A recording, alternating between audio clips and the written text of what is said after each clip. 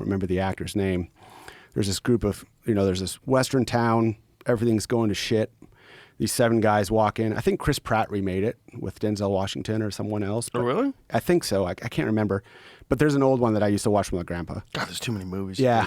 And there's this pattern where you wouldn't invite these guys to a dinner party. You wouldn't want them in church on Sunday.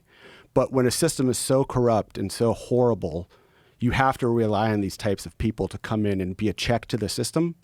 But then also you don't want them to stick around when the system is reset. So there's a scene in the movie where he says, man, these 7 guys are talking. They said, man, these people must have really wanted us. Like, it's crazy. They must be happy we're here. And I think it's Gary Cooper or someone, or one of these guys looks at him and says, they're going to be even happier when we leave. And Trump kind of fits that narrative. Wolverine from the X-Men would be another one who fits this narrative.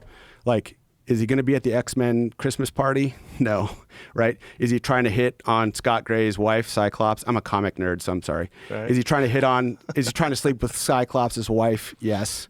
Did he chop a guy's head off and throw it at a car? Yes. But we're about to go face Galactus, and we're going to need him. And so we have to put up with all of this other stuff because we understand that when the system is corrupt at every level, you need someone who's outside of the system to come in and set the system right. It's a Western pattern as well. Other people who fit this would be like Patton, right? Married his cousin, slapped soldiers. Did he really? He married his cousin? Yeah, I think it's his 3rd cousin. How many cousins removed does it become okay? I don't know. Is it 3rd, 4th? If there's blood... Have you never met them? I'm Icelandic, so I really can't say anything, right? They literally have apps in Iceland. Like my grandparents and my great-grandparents are all from Iceland. They settled in Manitoba, Gimli, Manitoba, which is this Icelandic community. And they literally have apps in Iceland to make sure you're not dating your cousin. So, it's such a small community. Less than 1 million people all on one island. So you're trying to prevent that stuff. But anyway, Patton, slapped soldiers who had tuberculosis.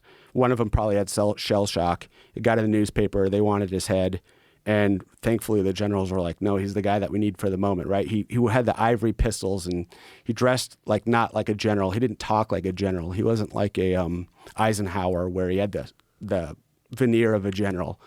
But we knew he was the only guy we could have at the Battle of the Bulge. Like the Germans talked about him like he was already a mythic legend in his lifetime.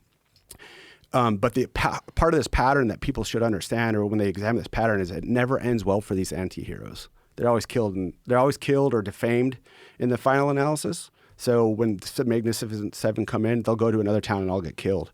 When Patton retired, he died in some weird Jeep accident. Wolverine, he's the only guy left on this desolate world where the Hulk's in charge, and it's a horrible existence. Petraeus is another one. I briefed Petraeus. I worked not for him, but for people who worked for him in Iraq. And he was the guy that got us through with the surge. But he was really a weird guy when you would talk to him. Like you knew that he knew something you didn't, and that he was seeing things that you weren't. But even for myself, as being like a chief warrant officer at that time, a low-level technician, he would ask questions like he got it. He didn't act like other generals. Like other generals would have their 3 things they want to talk about, then they'd want to get out of Dodge. He would ask questions that really had implications.